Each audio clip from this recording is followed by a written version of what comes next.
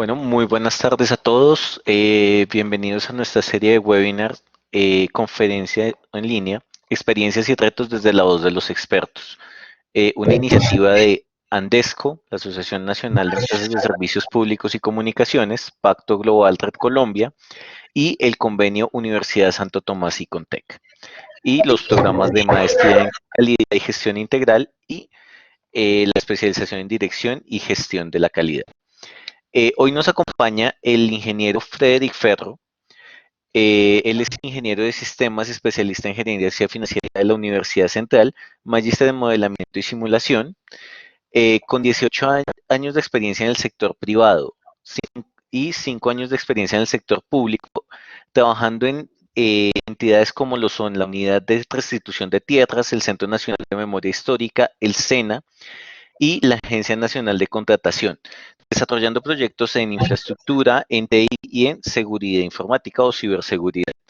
Adicionalmente, también cuenta con una amplia experiencia docente también en el campo de la infraestructura de TI y telecomunicaciones y ciberseguridad. Entonces, él nos acompaña con la conferencia denominada Articulación de la tecnología para obtener el mejor resultado en una organización. El caso política de gobierno digital. Entonces, bienvenido, ingeniero. Muchas gracias, Harold, por la invitación. Agradezco la participación de todas las personas para sacar este tiempo en este webinar. Eh, Quisiera darle comienzo a la actividad debido a que pues, tenemos muy poco tiempo y muchos temas que abordar respecto a los temas de gobierno digital. Entonces, en este escenario, me gustaría que ya me colaboraras con la siguiente diapositiva, Harold, por favor.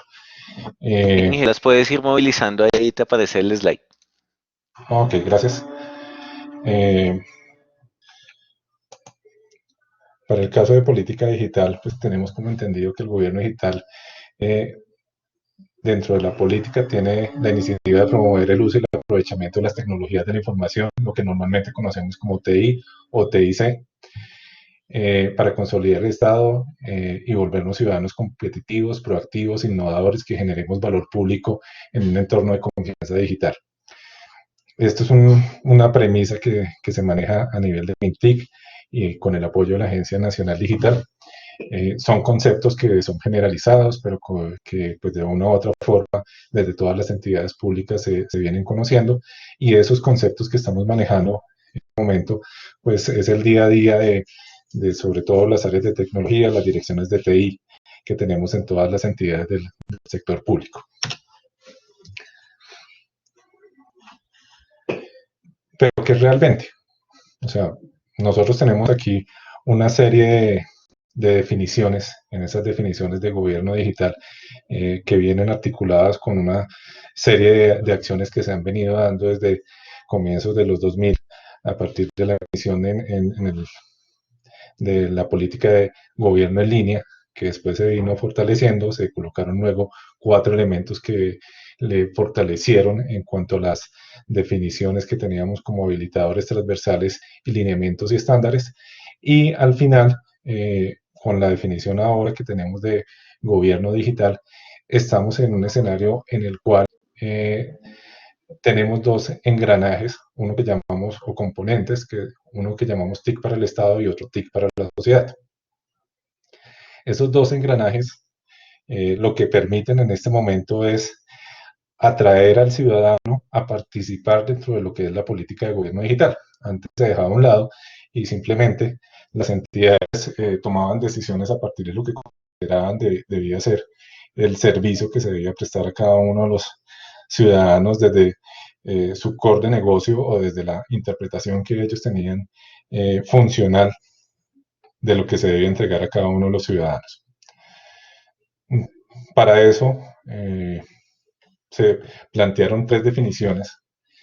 Estas 3 definiciones son el valor de lo competitivo, el valor de lo proactivo y el valor de lo innovador. Aquí se empiezan a notar algunas discrepancias entre esa integración, porque en general, gobierno digital o la política de gobierno digital da una definición alterna desde lo que es TIC para el Estado y desde lo que es TIC para la sociedad. En lo competitivo para TIC del Estado tenemos que se quieren unas entidades idóneas, preparadas y con alta calidad en sus procesos y en la implementación de políticas. Que el Estado sea proactivo significa que las entidades se deben anticipar, ser previsivas, mitigar riesgos, realizar seguimientos a las nuevas tecnologías o a las tecnologías emergentes para satisfacer sus necesidades y resolver sus problemáticas. Y desde el punto de vista innovador, que las entidades que promueven la interacción y colaboren entre diferentes actores para la generación de valor público usando medios digitales. En este momento, seguramente la tecnología es una herramienta que nos permite integrarnos. Somos conscientes de que a partir de la situación actual, de la coyuntura que estamos viviendo, esa tecnología ha demostrado que tiene sus fortalezas y tiene sus falencias. Y eso es lo que se ve de alguna forma reflejado en lo que llamamos TIC para la sociedad. Entonces, esta es totalmente en el sentido de que, a pesar de que buscamos articular, se espera que los ciudadanos tengan unas capacidades distintas, unos objetivos distintos frente a lo que realmente es la política. A nivel de lo competitivo queremos tener ciudadanos con capacidades y recursos efectivos, ágiles y fáciles de usar para interactuar con el Estado a través de medios digitales. Proactivo, que participen en el diseño de trámites de servicios, políticas, normas, proyectos y en la toma de decisiones por medios digitales. E innovador, ciudadanos que ayuden a identificar y resolver problemáticas, necesidades comunes, participar en espacios de encuentro y hacer una colaboración con diferentes actores. Aquí viene la primera X, el primer problema. Esa participación del ciudadano se ve reducida a su mínima expresión dentro del contexto que es la política. A pesar de que son como componentes funcionales que tienen una relación el uno con el otro, no se ve ningún tipo de articulación, ni desde los lineamientos y estándares que son los habilitadores transversales. Estos lineamientos y estándares, pues los vamos a retomar un poquito más adelante cuando hablamos de arquitectura, cuando hablamos de seguridad y privacidad de la información y cuando hablamos de servicios ciudadanos digitales. Entonces, desde lo funcional y desde lo técnico, podríamos decir que tiene algo de coherencia, pero deberíamos integrarlo desde un solo concepto, no manejar dos conceptos distintos para lo que es la entidad gubernamental y lo que es el ciudadano. Entonces, aquí me permito hablar desde el lado oscuro, desde lo que debería ser, pero realmente no es, pero quisiéramos que fuera una interpretación más general y entender que una política de gobierno digital es el uso de las tecnologías de la información y las comunicaciones como estrategia de modernización para crear valor público teniendo en cuenta el ecosistema tecnológico. El ecosistema tecnológico incluye muchísimos elementos. Más adelante los vamos a retomar, pero en ese sentido, pues creo que deberíamos cambiar esas nuevas definiciones de competitivo, proactivo e innovador. En cuanto a lo competitivo, deberíamos tener trámites e información que genere ahorros al Estado. En lo proactivo, capacidad de anticipación, utilizar los datos, la información y el conocimiento disponible para tomar decisiones oportunas. Y en lo innovador, generar nuevas oportunidades de negocio. No sé qué tanto conozcan de las entidades del Estado. Algunos seguramente tendrán algún tipo de inversión respecto a lo que es las entidades del Estado y su función social. Y dentro de esa función social, pues realmente se requiere de una serie de recursos. Esos recursos normalmente es información disponible. Estamos hablando de bases de datos, estamos hablando de bodegas de datos, estamos hablando de interfaces que permitan comunicarse entre una entidad y otra. Estamos hablando de buses de datos. Normalmente integran a las entidades desde los ministerios hasta las agencias, desde las agencias hasta los institutos, y una serie de organizaciones que se mueven a nivel gobierno, pero en general nosotros tenemos y se ha reconocido que en todas las entidades que tienen algún tipo de interacción con el ciudadano, existe un conjunto de bases de datos que tienen repetida una y otra vez información, y esa información en general podría estar ensamblada o podría estar o en la nube, o en recursos diferentes de almacenamiento que permitieran o que se pudieran ser consultados utilizando lo que nosotros conocemos como la política de gobierno digital. Esta política de gobierno digital, pues también tiene su modelo, también está inmersa en algo que se llama el Plan Estratégico de Tecnología de Información que debe tener cada una de las entidades, y pues de una u otra forma se vuelve un documento que es de cumplimiento, pero a nivel documental, pero a nivel técnico se ven ciertos elementos que no se están cumpliendo y que realmente no se están cumpliendo por algo que la mayoría de nosotros reconocemos y es la falta de comunicación. No hay una comunicación entre entidades, entre sectores, entre ministerios, y esa falta de comunicación lo que hace es replicar y replicar y generar costos altos en el uso de recursos que podrían estar en un solo sitio.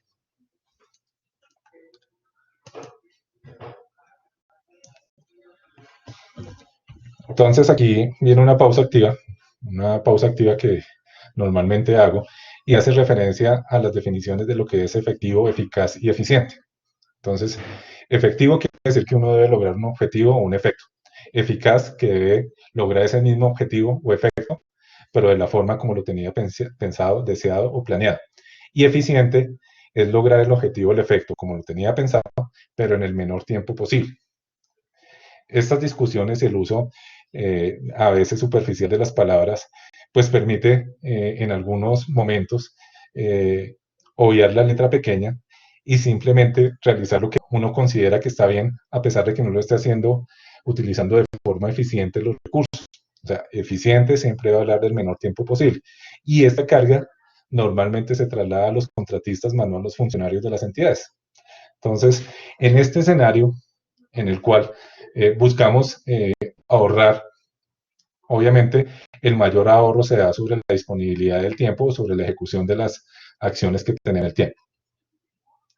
Hablamos de calidad, hablamos de transparencia, hablamos de empoderamiento, pero en ningún momento tenemos en cuenta las calidades y realmente los recursos generalizados a nivel del sector gobierno. O sea, siempre hablamos frente a la entidad, siempre hablamos frente al instituto, frente a la agencia y frente al ministerio, pero no tenemos en cuenta que hay muchos recursos que deberían estar disponibles transversalmente desde algunas entidades del gobierno que facilitarían esos procesos o iniciativas o objetivos grandes macro que tiene la política de gobierno digital para poder lograr el conocimiento específico de frente a lo que es el estado eficiente que se desea tener. Entonces, aquí tenemos una pequeña línea de tiempo en la cual hacemos referencia a la creación por el decreto 1151 del 2008 de la política de gobierno en línea. En el 2012, con el decreto 2693, se dio el fortalecimiento de esa política. Se agregaron los componentes en este caso, en el 2015 con el decreto 1078 que hacía referencia a seguridad de la información, a gestión activa de los recursos y a elementos de interoperabilidad, así como que también se estaba hablando ya de autenticación electrónica, estábamos hablando de carpeta ciudadana y estábamos hablando de integración de recursos centralizados. Y ya para 2018, como lo conocemos ahora, que es la política de gobierno digital, se definieron componentes, se definieron elementos transversales y se definieron los propósitos sobre los cuales debería trabajar esta política de gobierno digital.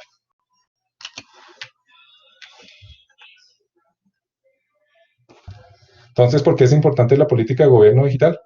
Porque genera valor público en el desarrollo social, en la gobernanza o gobierno, la garantía de los derechos, la satisfacción de necesidades y la prestación de servicios de calidad. Facilita que el Estado llegue a donde no llega el mercado y posibilita la creación de nuevos mercados. Para eso debemos tener en cuenta estos pilares o estos habilitadores. Aquí vamos a ser un poquito más detallados. Tenemos primero el pilar de la arquitectura, que es definir los lineamientos, estándares y mejores prácticas contenidos en el marco de referencia de arquitectura empresarial. En este marco de referencia de arquitectura empresarial hay algunos elementos que se deben poner en práctica, algunas referencias que podemos tener en cuenta como TOGAF. En ese sentido, simplemente la arquitectura y ya siendo muy específicos en lo que se llama arquitectura de TI, es lo que nos permite la construcción de los planes estratégicos de tecnología de información desde el alto nivel, o sea, desde planeación nacional hasta las entidades. En ese contexto, pues obviamente deben existir algunos dominios que nos permitan entender de una u otra forma cuáles son los criterios que debemos tener para construir nuestra política y, y nuestros planes estratégicos a partir de la construcción y el análisis de cada uno de los elementos técnicos que vamos a tener en los entornos de tecnología de la información. ¿Cuáles son los dominios? Los dominios de gobierno, los dominios de datos, los dominios de tecnología de la información, los dominios de seguridad y el dominio de uso y apropiación. Son 6 dominios que debemos tener en cuenta para la construcción de esa arquitectura a nivel de TI y deben estar articulados de forma precisa respecto a las necesidades no solo de la entidad, sino las necesidades que se plantean desde el Plan Nacional de Desarrollo y los planes sectoriales determinados por cada uno de los ministerios. En cuanto a seguridad y privacidad de la información, la idea en general es preservar la confidencialidad, integridad y disponibilidad. ¿Qué son la confidencialidad, integridad y disponibilidad? Son todos esos elementos considerados los pilares de seguridad de la información que nos permiten cuidar de esos activos de información. Los activos de información no tienen nada que ver con el hardware. Los activos de información no tienen nada que ver con la comunicación. Los activos de información es el conjunto de datos que genera valor al interior de cada entidad. Ese conjunto de datos pues debe tener un responsable y pues también debe haber una gestión del riesgo dentro del contexto de esos activos de la información. Entonces, en las entidades públicas hacemos gestión de riesgo no solamente de los activos de la información, hacemos gestión de riesgo también sobre la gestión, la administración de las entidades y se hace gestión del riesgo sobre un tema que es profundamente sensible, que es la corrupción. Entonces, en esa construcción de esa matriz de riesgos que nos permite identificar cuáles son las posibles causas de riesgos que puedan alterar, no solamente o puedan llevar a la pérdida de activos de información, deben estar tratados dentro de un modelo de seguridad y privacidad de la información. Y por último, tenemos los servicios ciudadanos digitales, que es facilitar y brindar medios digitales para lograr la autenticación electrónica, la interoperabilidad y la carpeta ciudadana. En este escenario, pues obviamente tenemos algunos elementos para los cuales no solamente la política de gobierno digital ha entregado recursos, tenemos otros portales que facilitan, en este caso el portal de GovPo que tiene el MINTIC, y tenemos algo más que se llama datos abiertos, que son un conjunto de elementos, de servicios que están expuestos de tal forma que otras entidades a través de medios tecnológicos puedan conectarse y consultar información que está mapeada y registrada de tal forma que genere algún valor para otra entidad o para el ciudadano. Entonces, estos servicios ciudadanos digitales nos entregan algunas capacidades de lo que esperaríamos debería ser el cumplimiento de esta política de gobierno digital, pero se queda corta de frente a lo que realmente el ciudadano espera.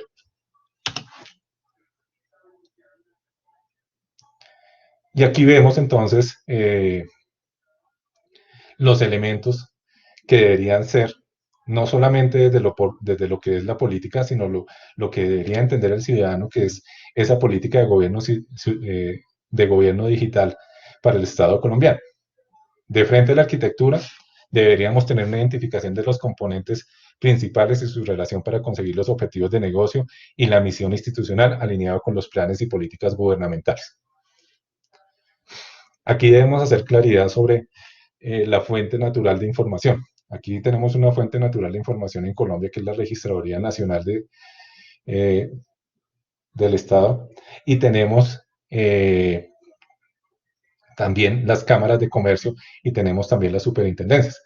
Esas fuentes naturales de información que nos entregan no solamente información personal, sino también nos entrega el comportamiento de la industria a partir del registro de cada uno de ellos en su RUT o en su RUN para trabajar con cada una de las entidades que pueden ser partícipes de la interacción entre el gobierno y el entorno privado, pues simplemente se dejan a un lado y cada una de las entidades se convierte en un entorno independiente que genera sus propias bases de datos sin tener en cuentas naturales de información. Entonces, lo que quiero decir con esto es que teniendo fuentes naturales de información globales del comportamiento a nivel público como privado, dentro de unas 4 o 5 entidades muy importantes en el contexto, en ese ecosistema digital que tiene el gobierno, no se están utilizando. ¿Por qué no se están utilizando? Eh, no se encuentra o no hay la voluntad política de lograr esa interacción con esas bases de datos. ¿Quién más no quisiera poder entrar a un sistema de información del Estado? Y no hablamos solamente de la ventanilla única, sino que tengamos elementos en los cuales podemos hacer cosas sin tener que volvernos a registrar una y otra vez, sin que nos tomen los datos de la cédula, sin que nos tomen los nombres, sin que nos tomen la dirección. En la teoría, esto podría ser responsabilidad de lo que llamamos carpeta ciudadana. Incluso tener las hojas de vidas médicas o los cardex académicos dentro de esas carpetas ciudadanas para facilitar la consulta de la información y que cada vez que vayamos a una determinada entidad no nos pidan la fotocopia de la cédula para registrar nuestra solicitud. Es importante entonces tener claro que tenemos muchas situaciones que debemos corregir a nivel gobierno y lo primero que debemos corregir es la comunicación entre cada una de esas entidades. A nivel de seguridad y privacidad, debemos cuidar entonces que cuando estamos cuidando los activos de información y queremos generar valor público a través de esa información en las entidades del Estado, debe haber una articulación entre la arquitectura y los servicios ciudadanos digitales. En el momento que se defina claramente cuál va a ser la arquitectura, los puntos de impacto que pueden haber sobre no solamente esos activos de información, sino el hardware, la infraestructura, la comunicación, se puede centralizar de tal forma que podemos facilitar los medios para establecer criterios válidos de ciberseguridad y de cuidar esos recursos.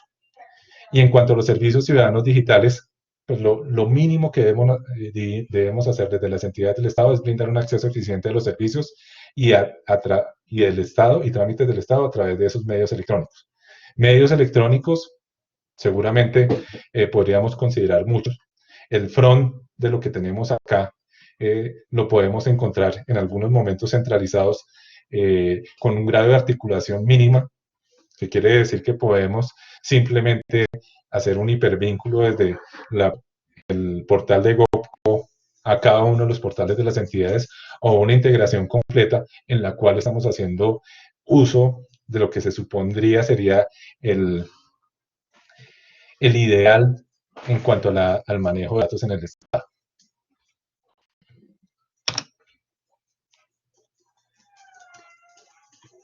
Aquí tenemos los habilitadores de la política.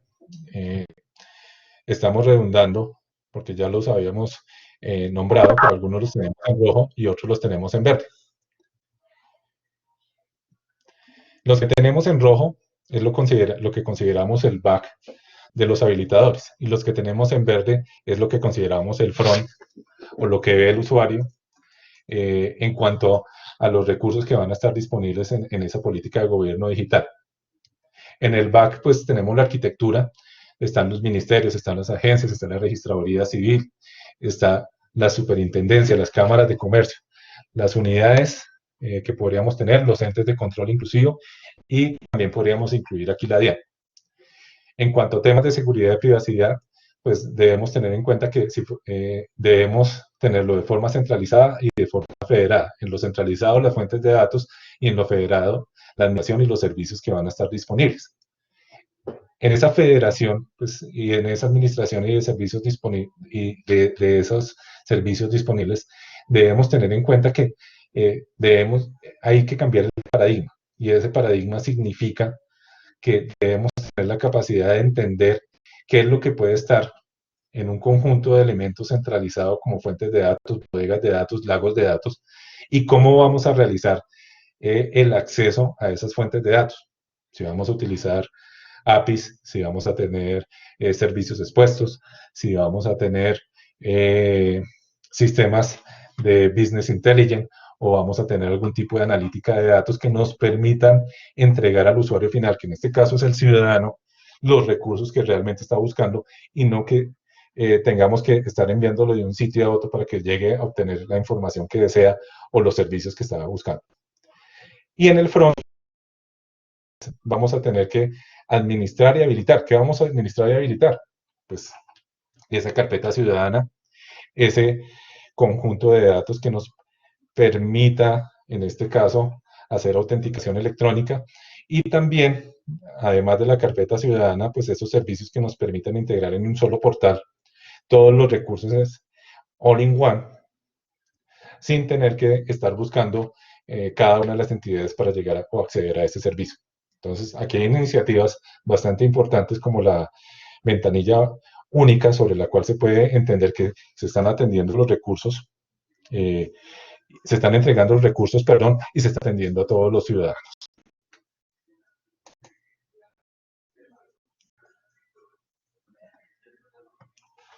Aquí tenemos un caso de estudio. Esta es una aplicación que seguramente la mayoría de ustedes conocen, se llama Corona App. Esta nos entrega, está disponible desde hace más o menos un mes, un poco más, y permite, en este caso, hacer la consulta del estado de, no solamente de Colombia frente al coronavirus, sino muestra información particular desde el Instituto Nacional de Salud. Entonces, para tener acceso a esta aplicación en el momento que se va a instalar, para el ejemplo, este es en Android, él hace una explicación de lo que hace la aplicación, habilita la localización, es algún proceso normal. Esto no es, no, si es de recolección de información, no debería pedir, por ejemplo, la ubicación o explícitamente debería explicar que debe tener un permiso. Aquí estamos hablando, por ejemplo, de la ley de habeas data sobre los datos que se deben consultar. En ningún momento pregunta y simplemente se instala y a partir de este momento de instalación se pide un proceso de registro dentro de esa aplicación.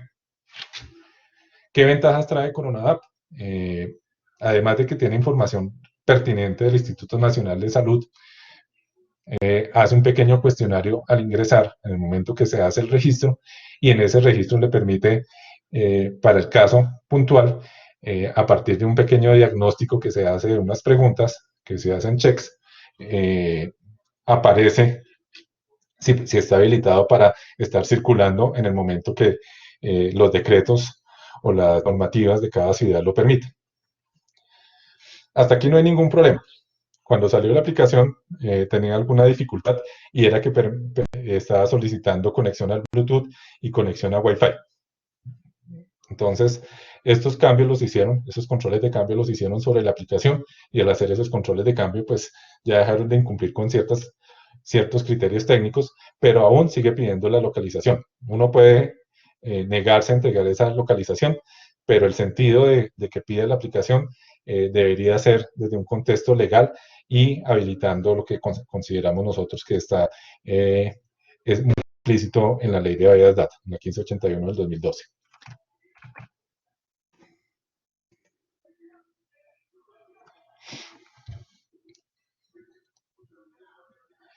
Entrando al proceso de registro, ustedes observan acá que tenemos una interacción bastante curiosa.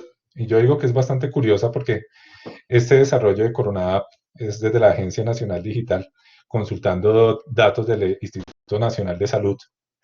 Y pues obviamente, siendo el MINTIC y con apoyo de la Agencia Nacional Digital, uno entendería que se cumplen con todos los criterios, en este caso, y el cumplimiento con la política de gobierno digital.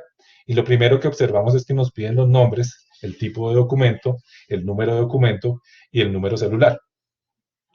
¿Cuál es la fuente natural que nosotros tenemos para consultar estos datos?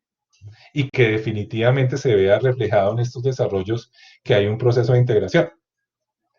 Entonces, la respuesta es que deberían estar consultando directamente a la Registraduría Nacional del Estado Civil en esa consulta pues deben traer a partir de la entrega, en este caso del número de la cédula de ciudadanía o el número de documento, los datos que nos permitan darle continuidad al registro. O sea, aquí lo único que debería tener como pregunta es el número del documento de identidad y el número del celular si es valioso en el caso de que para algún ofrecimiento que se está haciendo desde el gobierno nacional se le, se le entreguen unos recursos a nivel de comunicación.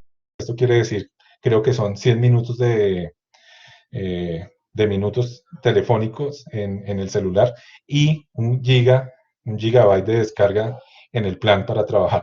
Entonces, eh, primer elemento que no se le está dando cumplimiento, uno entiende también la necesidad y la falta de tiempo para cumplir con la logística de estos desarrollos, pero ya se les ha hecho retroalimentación frente a esta situación y todavía no la han corregido. Han corregido algunos aspectos técnicos, como lo nombré anteriormente, como pedir que se le habilitara el Bluetooth, sin entender cuál era la funcionalidad de habilitar el Bluetooth en el momento de hacer la instalación de la aplicación, pero siguen teniendo elementos en los cuales no se cumple ni siquiera criterios mínimos de los requerimientos funcionales frente a lo que se le debe entregar al ciudadano. A continuación de eso, tenemos unos datos, una recolección de datos, que es lo que hablamos de los síntomas previamente. Aquí podemos no solamente recolectar los datos personales, sino de un conjunto de personas. Y aquí viene una violación explícita frente al cumplimiento de la ley de habeas data. En ese cumplimiento de habeas data, un tercero no puede entregar información ni siquiera a un ente del Estado sin el permiso o el consentimiento de esa persona. Entonces, he revisado extensivamente la aplicación y en los términos de uso tampoco hace referencia de cumplimiento con esos criterios. Y es posible que incluso desde la política de gobierno digital no haya cumplimiento, pero desde otro establecimiento, desde las políticas en este caso, y la normativa que hace referencia a la protección de datos personales, no se esté cumpliendo. Aquí vemos otro elemento, y es que hasta este punto, hasta este pantallazo, vemos o reconocemos que hace parte de una política de gobierno digital. ¿Por qué hace parte del gobierno digital? Tiene los logosímbolos, en este caso del gobierno de Colombia y del Instituto Nacional de Salud. Previamente no se mostraba ninguna información, o sea que si alguien desde afuera, sin tener conocimiento específico de las funcionalidades de esta aplicación, no va a reconocer que esta es una iniciativa estatal. Entonces se pierde totalmente la identidad de la aplicación.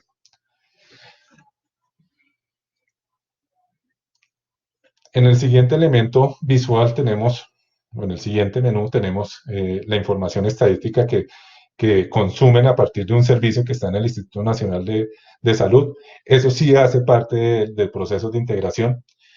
No es claro en el sentido de que podría ser una información que uno pudiera disgregar o filtrar. Aquí solamente se limitan a mostrar la información que ellos quieren, pero realmente no permite en este momento tomar esos datos, hacer descargas que permitan hacer una analítica. Sería interesante esos procesos porque al final eso es información que es pública. Si uno accede a la página del Instituto Nacional de Salud, en la página principal sí puede hacer ese proceso de descargas. Entonces, ¿por qué limitan estos recursos cuando sí son viables desde otros entornos, en este caso hablar de un entorno web y no en una aplicación como la que tenemos en este caso? El tercer menú nos muestran algunos elementos activos que nos llevan a páginas de consulta. Entonces, alguna página del SENA, otra página de consejos que es un HTML, y tenemos algunas alternativas económicas que nos llevan a otro servicio del SENA que hace parte de la estrategia del GovCo, en el cual se consumen servicios donde posiblemente aquí podemos hacer un tipo de consultas que nos permiten identificar qué vacantes hay disponibles registrados dentro de la plataforma del SENA. Y por último tenemos aquí un contáctenos en una línea de atención que es la 192, que realmente no genera valor. O sea, estamos al frente de una aplicación que simplemente, en este caso, nos está haciendo seguimiento, pero no está pidiendo los permisos para hacer ese seguimiento.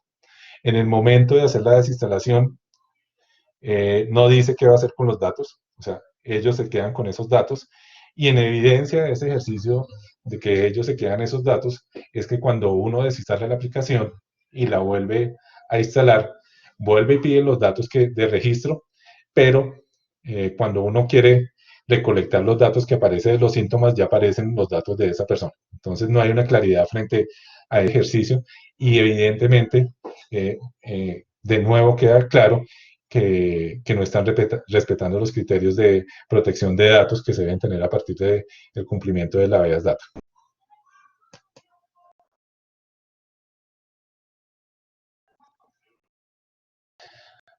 ¿Qué nos muestra el tecnosistema en Colombia? ¿Qué es lo que quisiéramos ver? O sea, aquí tengo el mapa político, pero el mapa político de frente en lo tecnológico, lo que vamos a tener es una serie de entidades, una serie de sectores, y cada uno de esos sectores están distribuidos para tener acceso desde cualquier portal o desde cualquier centro de integración, en este caso el COPCO.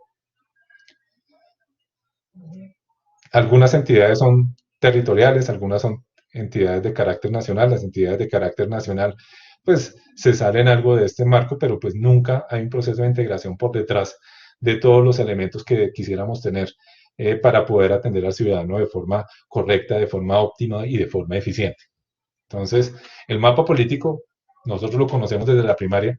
Nuestro mapa político, desde lo que es ese ecosistema digital, pues es totalmente digital, es totalmente diferente, porque lo que estamos viendo es una serie de entidades. Esa serie de entidades, pues obviamente nos prestan servicios, pero en el momento que queremos algo o una interacción entre ellas, pues debemos empezar a hacerlo de forma manual, y hacer la presencialidad en este momento de coyuntura, pues seguramente sería un poco más complejo para poder seguir nuestros trámites o las acciones que tengamos que tener una ventanilla única, que es lo que normalmente nos entregan para poder hacer esos trámites de forma presencial o de forma virtual. Iniciativas del Ministerio de Tecnologías, tenemos varias, pero esas iniciativas se quedan en la más mínima expresión de lo que, en la mínima expresión de lo que debería ser iniciativas como. Volvemos a lo mismo. Hay fuentes naturales de información. Esas fuentes naturales, entre ellas tenemos la Registraduría Nacional, tenemos la DIAN, tenemos las cámaras de comercio. Con esos tres sistemas de información podríamos tener la información del 99.9% de los ciudadanos colombianos, desde su comportamiento como persona natural y como persona jurídica. Pero cada vez que vamos a hacer algún trámite o alguna solicitud, o pasar una tutela o hacer una petición, tenemos que hacer un registro de nuestros datos. La misma información que tenemos centralizada en la Registraduría Nacional, nosotros la podemos ver reflejada en nuestro documento de identidad. En ese documento de identidad, en el frente tenemos todo lo que se presenta de manera pública y que puede ser consultado por cualquier persona, y en el reverso de ese documento de identidad, además de una información pública, tenemos una información privada que está depositada en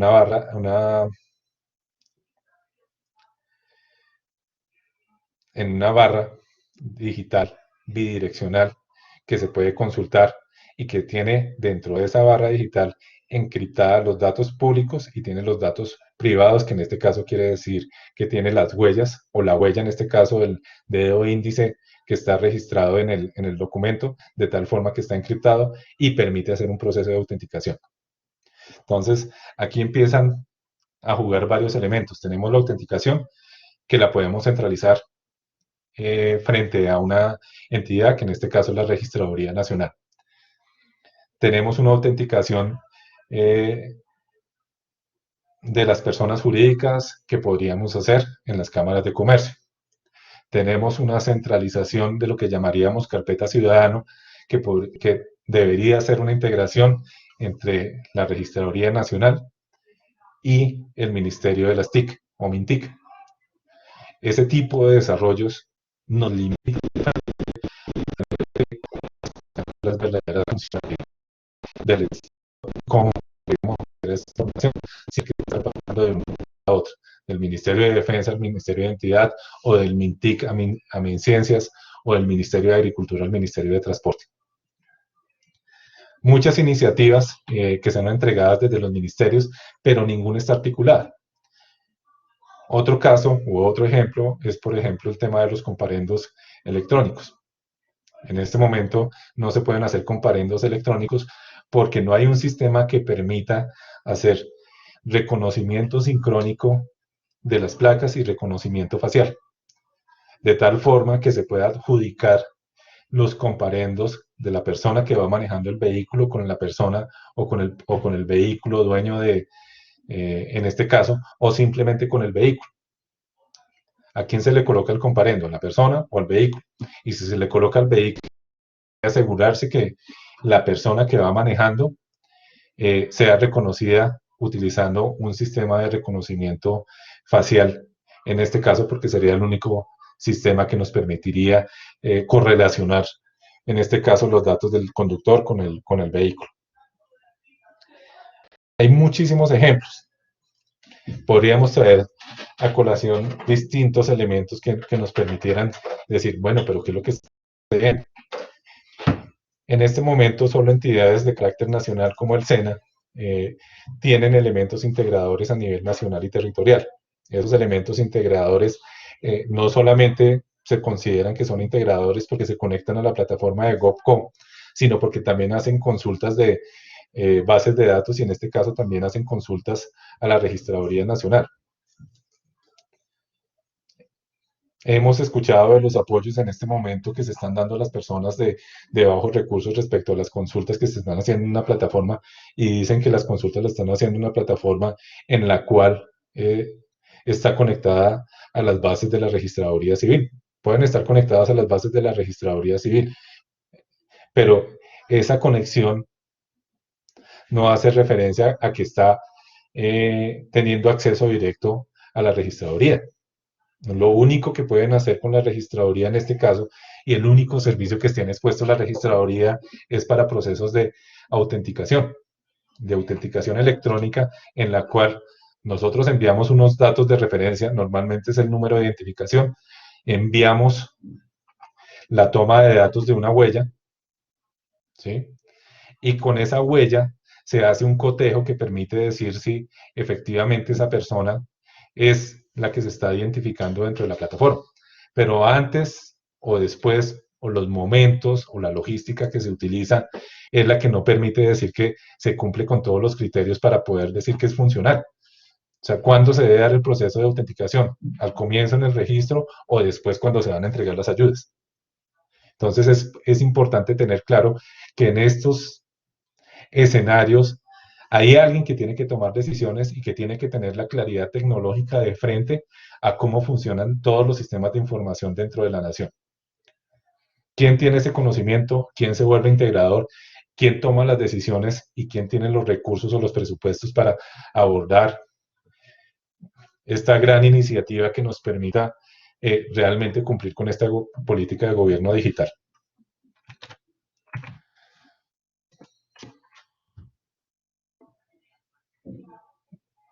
Aquí traigo solo como referencia al tecnosistema de Google. Todos estos iconos que aparecen acá son el conjunto de aplicaciones, servicios, funcionalidades que tiene Google en este momento. Es posible que hoy mismo desaparezca uno de ellos y aparezca otro nuevo. Cualquiera de estos recursos cumplen una tarea y en el momento que no cumplan una tarea van a desaparecer en el tiempo. Nosotros no debemos ver un mapa, debemos ver un conjunto de servicios que sean útiles a cada uno de los usuarios y en este caso para el sector gobiernos, para los ciudadanos. No necesitamos ver un ministerio de frente o una entidad que diga que cumple con ciertos servicios. Nosotros necesitamos es una aplicación, un portal que nos permita realmente realizar los trámites o las solicitudes que realmente requerimos. Por detrás, esto puede ser una nube, esto puede ser un servidor de correos, esto puede ser un servidor de portal de compras. Pueden haber diferentes elementos, incluso En este escenario aquí podemos observar que algunas de las aplicaciones solamente cambia el icono, pero por detrás siguen siendo las mismas aplicaciones. Entonces el back sigue siendo el mismo y el front puede cambiar no solamente por la ubicación o la geolocalización de las personas, sino simplemente porque hay algunas funcionalidades que no son requeridas en ciertos entornos y deben limitarse a partir de este conocimiento específico de cuál es el usuario, de cuál es el ciudadano a quien se le entrega el servicio. Claramente hay muchas acciones que se deben tomar en el sector gobierno de tal forma que se pueda dar cumplimiento a la política de gobierno digital, porque de otra forma lo único que podemos pensar es que es un documento que tiene muy buenas iniciativas, pero realmente desde las entidades puede abordar ese documento porque tendríamos que involucrar todas las entidades del Estado para lograr un resultado coherente frente a los objetivos de esta política de gobierno digital. Este espacio es un espacio de reflexión, es un espacio que simplemente pretende abrir los ojos de frente a lo que estamos haciendo en las entidades del Estado y lo que nosotros como ciudadanos debemos aportar. Y pues aquí abro un poco la discusión y dejo para su reflexión qué es lo que podemos hacer en esta política de gobierno digital. Entonces aquí ya espero preguntas para ver cómo podemos darle solución o entender qué podríamos hacer diferente para lograr que se cumpla esta política de gobierno digital. Muchísimas gracias, ingeniero, por la presentación muy clara. Digamos, la complejidad que lleva detrás el simplemente que nosotros podamos hacer clic y también el desconocimiento que tenemos en muchos aspectos, precisamente al entrar en muchas plataformas. Imagínate, esta es una plataforma, Corona App, que es estatal. ¿Qué puede pasar con muchas otras aplicaciones y demás que vamos instalando porque nos gustaron? Abrimos el espacio. Si alguien del público tiene alguna pregunta, la podemos, por favor, levantamos la mano, habilitamos micrófono o sencillamente la podemos escribir por el chat. Gracias, Harold.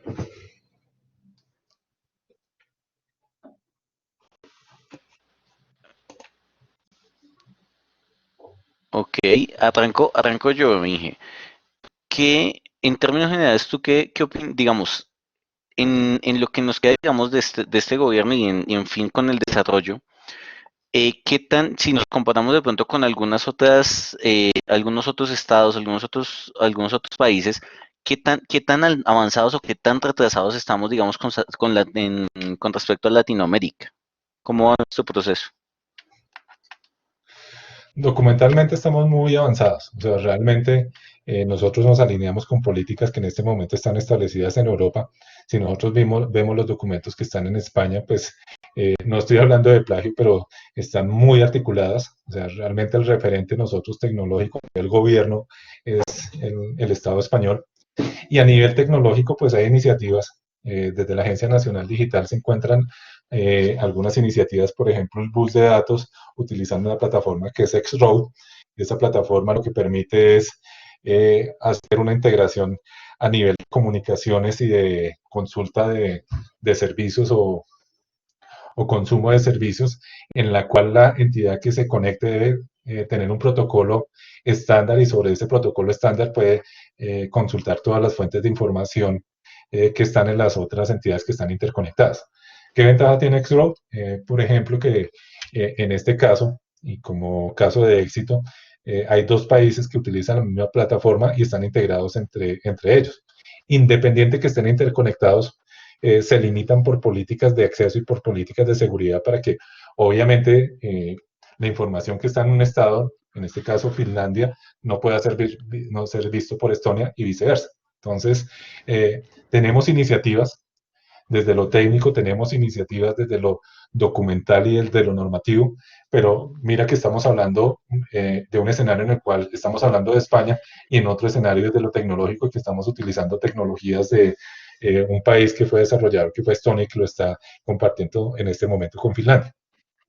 Entonces, Mm, hay bastantes iniciativas, pero son iniciativas disgregadas, iniciativas que no están articuladas en sus realidades de lo documental y lo técnico. Ok, y adicionalmente a eso, o sea, digamos, el aporte de la empresa privada en este caso, ¿cómo comienza a impactar precisamente en esas políticas de gobierno digital? Es importante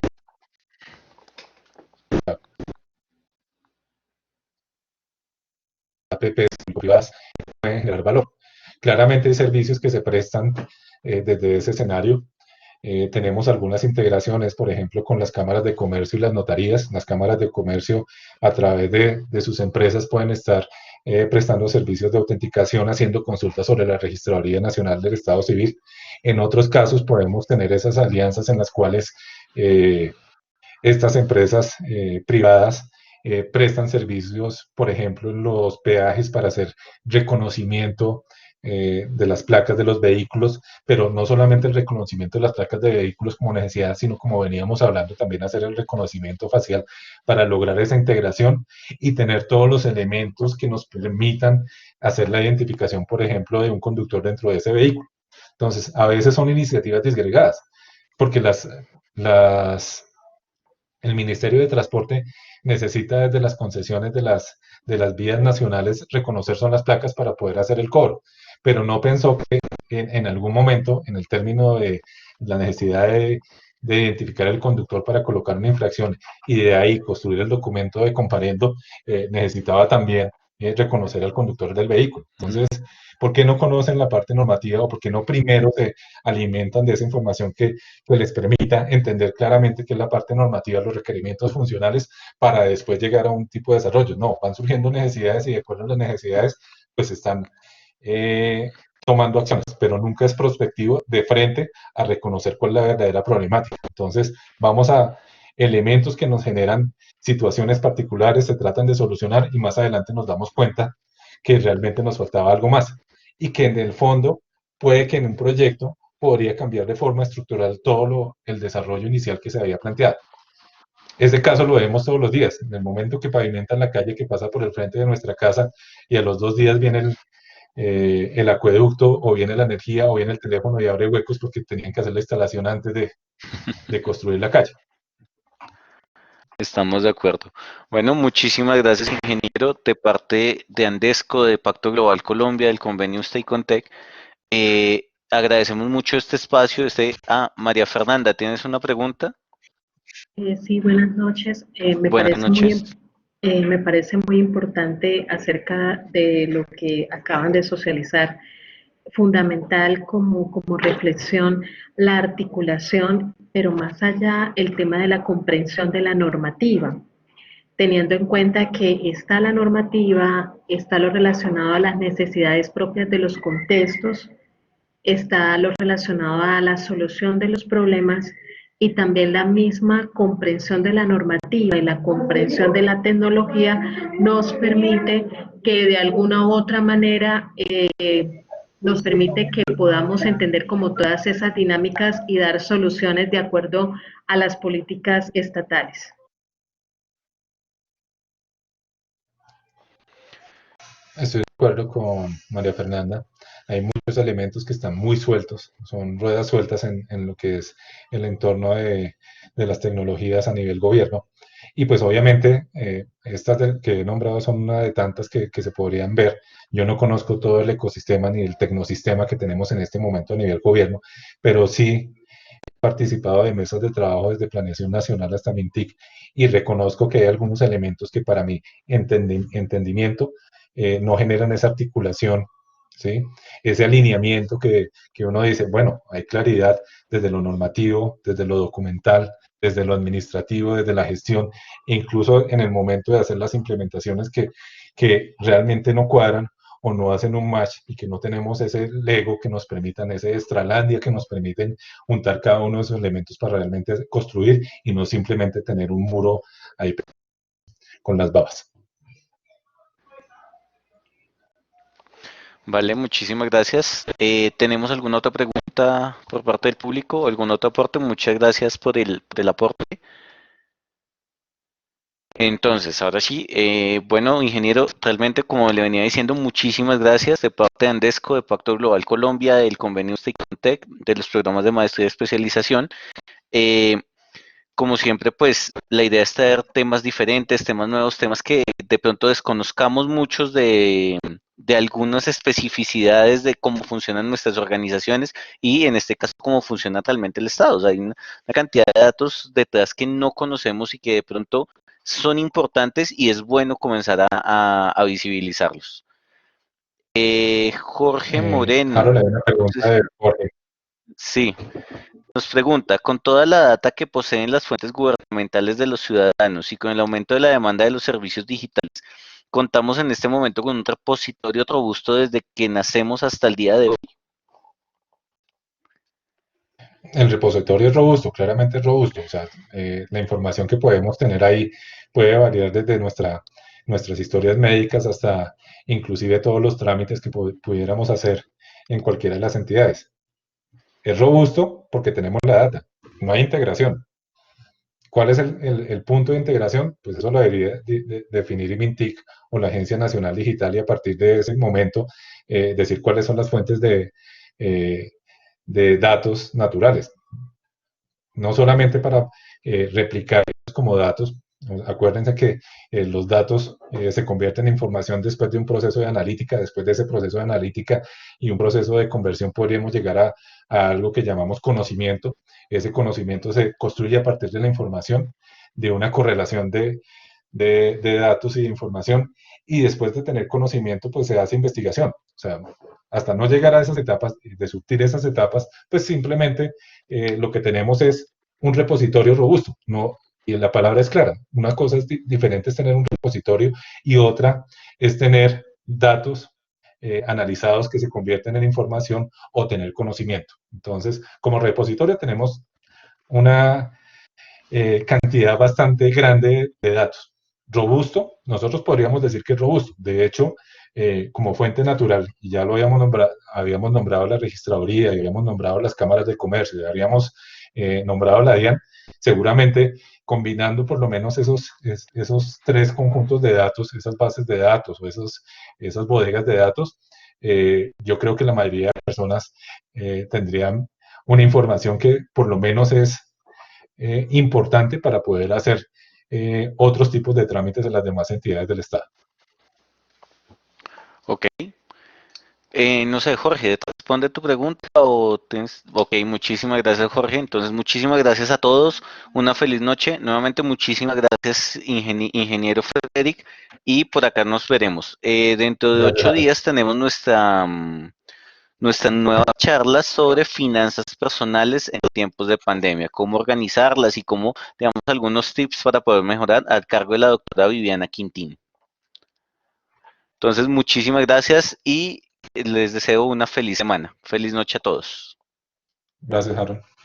Muchas gracias, Ingrid. Muy amable.